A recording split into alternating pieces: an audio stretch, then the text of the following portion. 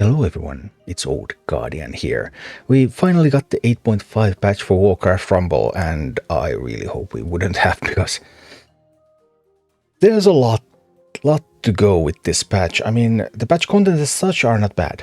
It's just that the implementation is awful and there are so many bugs. And in this video, I'm going to go through the bugs that are in patch 8.5, and I'm going to show you all the known workarounds so far, just that you will be able to survive this patch, I guess. So, Warcraft Rumble 8.5, what's up? First, the biggest elephant in the room, the infinite loading screen loop. So you just try to launch Rumble, but it loads and then it starts to load again, and then it starts to load again, and then it starts to load again. I got off light with this one. My Rumble loaded like 4 times, and then I got into the game. And now sometimes when I try to start a map, then it loads a little bit, and then it just goes back to the loading screen, and then or the map selection screen, and then I choose the map again, and I maybe need to do that a couple of times and I get into a map.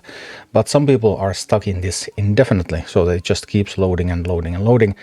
And a fix for this may not come until Monday. Blizzard actually released a couple of fixes for this through Friday, and those fixes, some of them fixed some things and then they broke some other things, so some people got out of that problem and others started to experience it. So those fixes didn't really come out net positive. So they're going to hopefully get their act together by Monday. But what can you do until Monday if you're in an endless screen loop? You can try to reinstall the game. Many people have found a solution in reinstalling the game, but however, do note that if you're on a guest account, if you have not linked your BattleNet to Rumble, don't reinstall, because there's a very good chance that reinstalling the game just destroys your guest account and all of your progress. Yeah, you really should link your Rumble accounts to BattleNet accounts because of all the problems with this game. When it's linked to BattleNet, it's a little bit more secure at least. Also, if you choose to reinstall the game, note that the game is quite big, so it's an almost 2 GB download, so you might not be able to do that anywhere, depending on your data plan. But yeah, reinstallation is the only known workaround for this, and there are some reasons why you might not want to do that and you might want to wait instead, but that's obviously the big one. But there's many smaller happy accidents in this patch too. Darkmoon Faire experienced some changes. These are not bugged as such, just the timing is a little bit off. Daily challenges are now going to give you 1000 tickets after you patch. If you don't patch the game, they're still going to give you 100 tickets. However, daily offers, remember this thing that, hey, I can buy these daily offers and everyone in the guild is going to get 1000 tickets. Not anymore. Daily offers no longer share tickets after patching, but if you don't patch the game to 8.5, if you're still on 8.0, then they will share the tickets to the guild. So yeah, that's how that one works. Blizzard said that they are reinvestigating the daily offers, and daily offers probably will not share tickets for future Darkmoon Fairs, but they also said that they are intending to keep it for this Darkmoon Fair, but then they took it away. But now they also said that they might return it for the remainder of the Darkmoon Fair early next week, so maybe there's going to be some shared tickets again. By the way, if you got in on the first days before this change, then probably your entire guild got the whole reward tree, so it's no big deal for the most active players. But obviously if you were trying to get through the reward tree during the weekend, then daily offers now only giving tickets to yourself and no longer to your guild members can be an issue.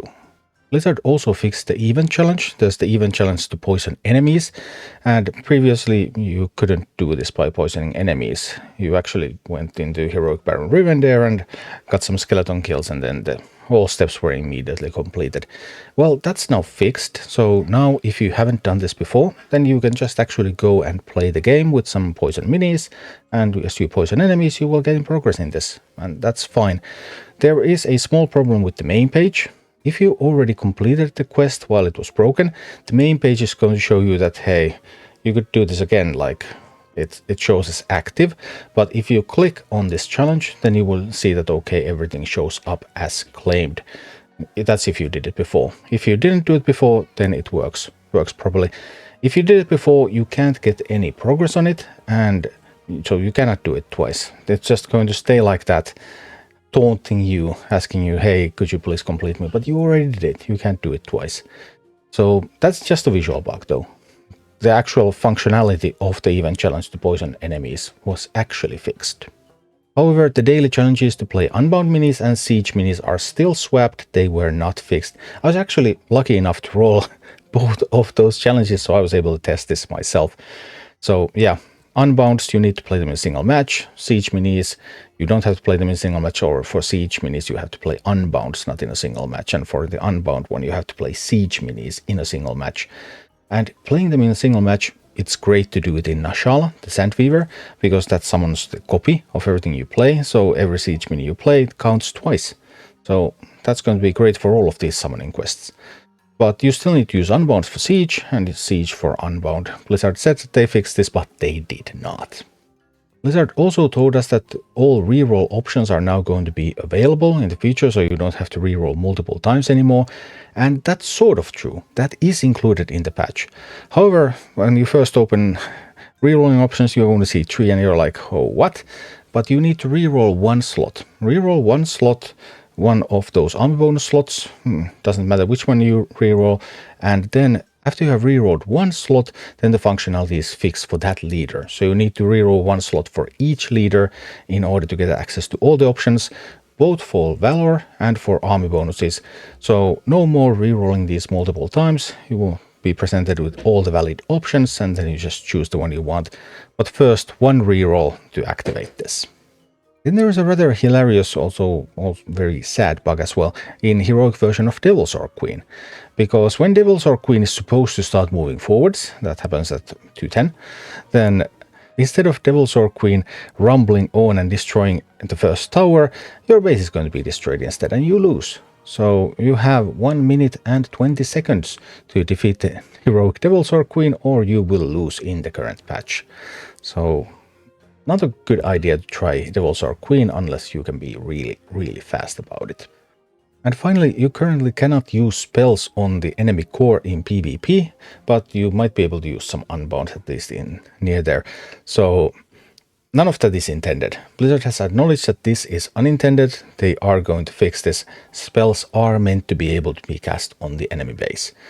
And yeah, so that's patch 8.5. That has been quite a wild ride. I hope this video clarifies some of the issues with the patch. These are everything that I know about them so far and helps you survive through the weekend. And then we're going to see on Monday on what's going to happen then. I can't wait. I'm anxiously waiting for the next episode of the, I don't know, this is not the World Soul Saga. This is some Rumble Fumble Saga. Anyway, yeah, it's been a wild ride. Thank you for watching. Click like and subscribe if you enjoyed this, and a special thanks to all of my Patreon supporters, YouTube members and Twitch subscribers who make all of these videos possible.